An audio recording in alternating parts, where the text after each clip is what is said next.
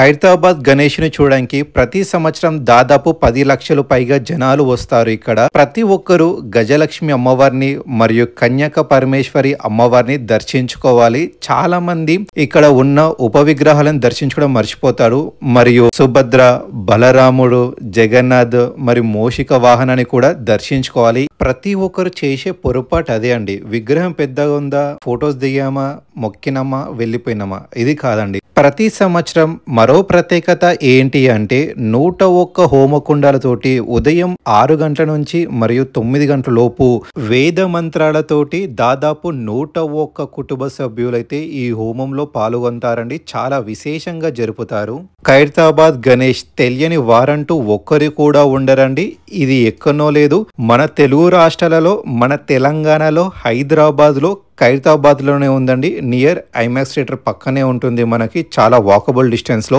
ఇక్కడ వెళ్ళడానికి మనకి మెట్రో గానీ, ఎంఎంటీఎస్ కానీ, బస్ ఫెసిలిటీ కానీ, ఓలా, ఊబర్, ర్యాపిడో ఫెసిలిటీస్ కానీ, మరియు మీరు మెట్రో దిగిన తర్వాత లేదంటే ఎంఎంటీఎస్ దిగిన తర్వాత వెరీ వాకబుల్ డిస్టెన్స్ లో ఉందండి. నేను ఫుల్ గూగుల్ మ్యాప్ అనేది మన వీడియో డిస్క్రిప్షన్ లో క్లియర్ గా పెడతాను, చెక్ చేసి వెళ్ళండి. ఖైరతాబాద్ నుంచి మనం వెహికల్ లో గానీ నడుచుకుంటా గానీ వెళ్ళే ప్రతి ఒక్కరు ఈ వీడియో చూసి రిఫరెన్స్ తోటి కూడా మీరు వెళ్ళొచ్చండి. నేను క్లియర్ రూట్ మ్యాప్ పెడుతున్నాను. మీరు చూస్తున్నారు కదండి, ఖైరతాబాద్ మెట్రో స్టేషన్ నుంచి స్ట్రేట్ వెళ్ళి లెఫ్ట్ సైడ్ తీసుకుంటే మనకి ఎంట్రన్స్ అయితే ఇలా కనిపిస్తుంది. ఇలా స్ట్రేట్ వెళ్తే మనకి ఛత్రపతి శివాజీ స్టాచ్యూ కనిపిస్తుంది. స్ట్రేట్ వెళ్ళిపోండి. మీరు చూస్తున్నారు కదండి, ఇక్కడ పోలీస్ వాళ్ళు కూడా ఉన్నారు. ఇది ఖైరతాబాద్ స్టేషన్. మనకి వాకబుల్ డిస్టెన్స్ లో వెళ్ళొచ్చు ఖైరతాబాద్ గణేషన్ దగ్గరికి. ఇక్కడ మనకి సర్కిల్ లో శివాజీ గారు కనిపిస్తున్నారు కదండి. సో మనము ఇలానే వెళ్ళాల్సి ఉంటుంది స్ట్రేట్ గా.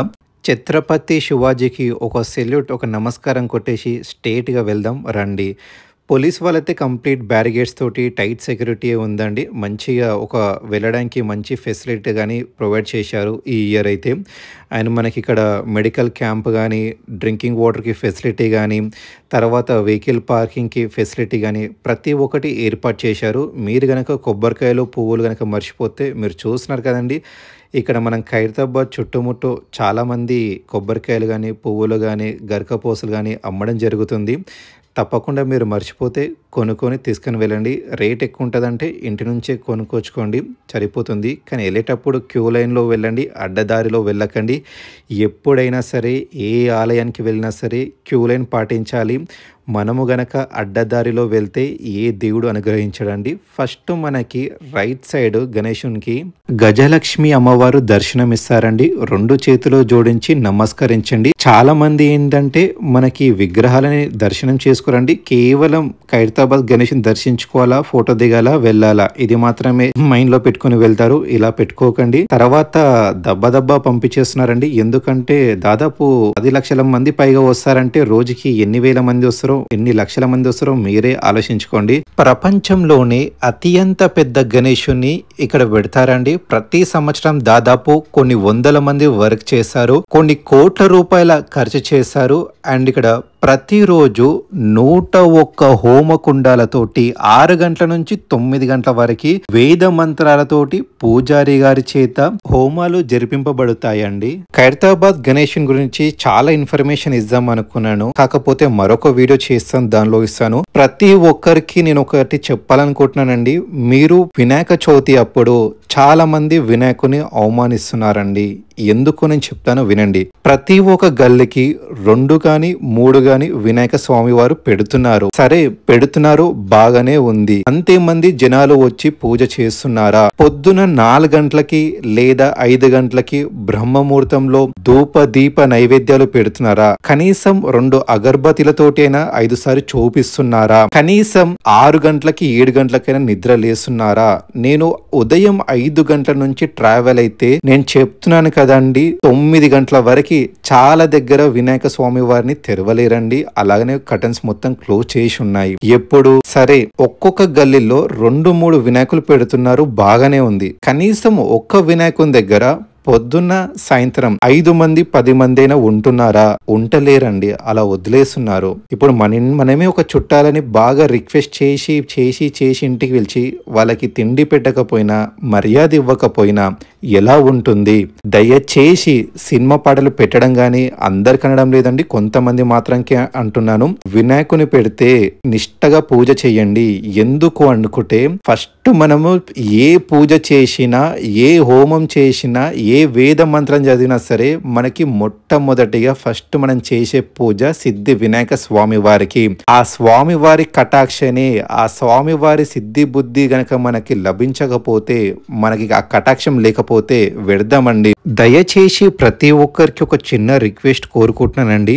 మీరు గనక సిద్ధి వినాయక స్వామి వారిని అంటే గణేశుని గనక పెట్టి ఉంటే తప్పకుండా కనీసం రోజుకి ఉదయం ఒక అర్ధగంట నుంచి గంట సేపు వరకు, సాయంత్రం వేళ 2 గంటల నుంచి 3 గంటల వరకు భజనలు చెయ్యండి. స్వామివారి నామాలు జపించండి, స్వామివారి మంత్రాలు జపించండి, స్వామివారి పాటలు పాడండి. 10 మందితోటి భజన చేయించండి. చాలా బాగుంటుంది. స్వామివారు పులకరించిపోయి మీకు ఎంత పెద్ద కోరికున్నా నెరవేర్చారండి. అంతేకాని డీజెస్ తోటి గ్రాండ్ గా తీసుకొచ్చినామా, బ్లాస్ట్ చేసినామా, తర్వాత పటాకీలు పేల్చినామా, ఇది కాదు కదండి. మన సంస్కృతి కాదు, మన సాంప్రదాయం కాదు కదా. ఎప్పుడు ఇలా ఎవరు చేయలేరు కదా.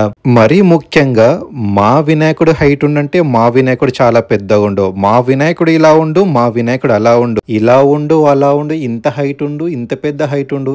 దేనికండి? స్వామివారికి పూజలు జరగట్లేవు, స్వామివారి దగ్గర హోమాలు జరగట్లేవు, స్వామివారికి ధూప దీప నైవేద్యాలు లేవు. ఎంత పెద్దగా ఉంటే ఏం లాభం? ఒక్కసారి ఆలోచించండి. అంత పెద్ద ఉంది, అంత పెద్ద ఉన్నప్పుడు ఇన్ని వందల మంది వస్తున్నారు, భజనలు చేస్తున్నాము, స్వామివారి నామాలు చెప్తున్నాము, జపిస్తున్నాము, 1000 మందితోటి జపిస్తున్నాము, చేస్తున్నాము, నిత్యం అన్నదానం చేస్తున్నాము. ఇవి ఏవి లేవు కదండి. ఇవి ఏవి లేనప్పుడు ఎంత పెద్ద హైట్ ఉంటే ఏంటిది? నెక్స్ట్ టైం ఎవరైనా గణేషుని పెట్టేటప్పుడు మీరు పెట్టే గణేషుని హైట్ ఎంత చిన్నగా ఉంది, మట్టితోటి తయారు చేసిందా ఏంది, ఇవి చూసుకోండి. తర్వాత మీరు ఇంటింటికి వెళ్ళి చంద కలెక్ట్ చేసుకునే ఇంట్రెస్ట్ మనం పెట్టే వినాయక స్వామి వారి దగ్గరికి ఎన్ని వేల మంది భక్తులని, ఎన్ని 100 మంది భక్తులను తెచ్చుకోగలము, ఆ భక్తులతోటి స్వామివారి నామాలు జపించగలము, స్వామివారి అనుగ్రహం ఎంత మంది భక్తులకు ఇప్పించగలము, దీనిపైన కాన్సన్ట్రేషన్ చెయ్యండి. దయచేసి మా గణేశుడు గొప్ప, మా హైట్ గొప్ప కాదండి. ప్రతి గణేశుడు అండి, చిన్న విగ్రహంలో ఉంటే గణేశుడు, పెద్ద విగ్రహంలో ఉంటే గణేశుడు అని అట్లా ఏముండదు. నిత్యం ఎటు చూసినా గణేశుల వారే ఉంటారు. ప్రతి ఒక్కరూ ఏమైనా తప్పుగా మాట్లాడినా, పొరపాటు మాట్లాడినా, నాకు ఉన్న స్వామివారి లక్ష్మీదేవి, సరస్వతీదేవి, పార్వతీదేవి, దుర్గాదేవి, నాకు ముక్కోటి దేవతలు ఎంత కటాక్షం ఇచ్చారో ఆ కటాక్షంలో నేను మీకు చూపిస్తున్నాను, చెప్తున్నాను. పొరపాట్లు ఉంటే క్షమించాలని కోరుతున్నాను. కానీ అయినా సరే నా సంకల్పంతో 10 మందికి స్వామివారిని చూపించాలి, 10 విషయాలు మంచివి అందరికి చెప్పాలనే సంకల్పంతో యూట్యూబ్ ఛానల్ స్టార్ట్ చేశానండి. దయచేసి మీ గనక ఈ వీడియో నచ్చితే 10 మందికి షేర్ చేయండి, మన ఛానల్ ని సబ్స్క్రైబ్ చేయండి. ఓం గం గణపతే నమః. నేను ఖైరతాబాద్ గణేశుని గురించి కాకుండా ఈ విషయాలని చెప్పడానికి రీజన్ ఏంటంటే, ఈ సంవత్సరం వినాయకులు చాలా మంది కింద పడిపోయి హైట్ ఉండడం వల్ల కూలిపోయినాయండి రోడ్డు మీద. కొంతమంది స్తంభానికి వినాయకుని తెచ్చేటప్పుడు కరెంట్ పోస్ట్ తాకి 15 నుంచి 20 మంది దాకా చనిపోయారు. అది వినాయక స్వామికి సంతోషం కాదండి, మంచిది కాదు. ఆ చిన్న విషయం నా హృదయానికి చాలా బాధ అనిపించి చెప్తున్నాను. దయచేసి హైట్ ఉన్న విగ్రహాలు వద్దండి నెక్స్ట్ టైం నుంచి. ప్రతి ఒక్కరిది ప్రాణం ప్రాణమే అండి.